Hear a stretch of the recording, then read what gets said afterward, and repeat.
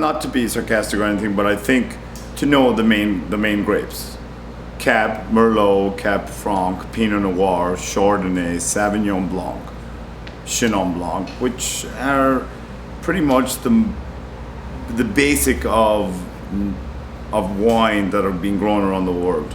And saying that there is a lot of indigenous grapes out there, but you can actually start to learn about them after the fact. Basically, let's say a $12 bottle of wine is coming from, a lot of them don't actually come from a vineyard. They come from, there's a lot of grapes out there grown by farmers, and there's a lot of people that actually bottle the wines.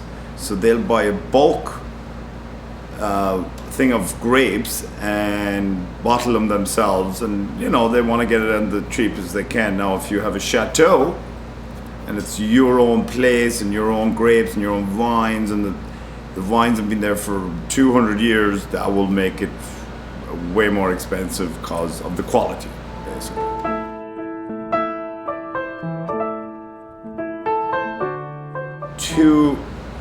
To go out to a 5-star restaurant, and you know, obviously they're going to be expensive, and the markup in an expensive wine, they don't mark it up so high because no one's going to buy it. So you could try and aim for the middle, I think, in general. Not, you know, I tend to aim not low end, between low end and middle in general. That's a good way to go. Now, if I had a fat check and a big wallet, I would probably go for the top one because I have an expensive taste. Just go for a nice Cab or a nice Merlot or a nice Zane, because if you're not educated enough in wine and you go for blends, you don't know what's in them, and you mightn't like it, and you can't just go to the sommelier and say I don't like this and send it back. It's not kind of educated thing to do in general. Now, if it's gone off or if it's corked, you can send it back, which I have done numerous times, and I've been told not to do it because it's embarrassing, but I have done it. There's some great wines in California. They have some fantastic wines. They're actually known for the Cabernet. That's what they're known for in general.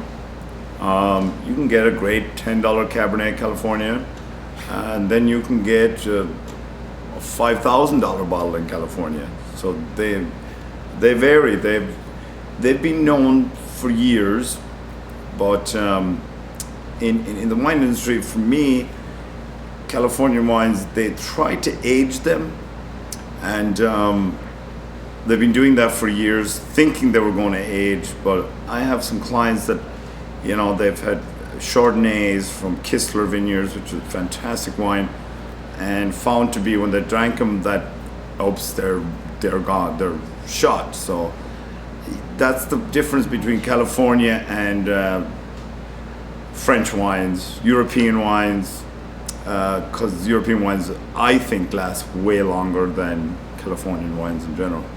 But they have great $10 bottles, $15 bottles. I think you should stick in the 20s to get a good quality wine. Stick in the 20s, you can't go wrong.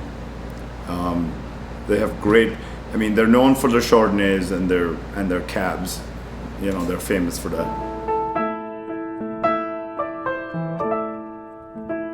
Oh, that's a different animal, a complete different beast you're talking about.